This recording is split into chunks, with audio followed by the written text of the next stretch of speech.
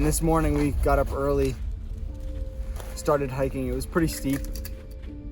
I love this group. We work so well as a team.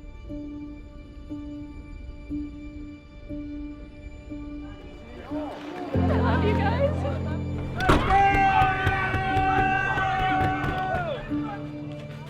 There's 100 kids in the woods. They've all come into this one little area.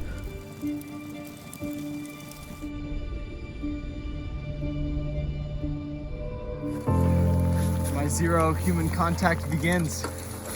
Here we go.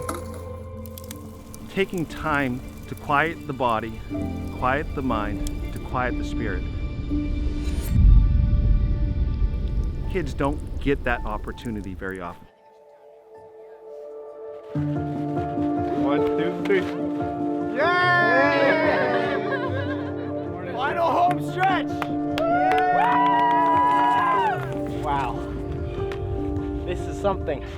You realize what you're capable of, and you learn so much. You're learning how to interact with others, and you're learning how to truly be with yourself, which is essentially the most important skill in life.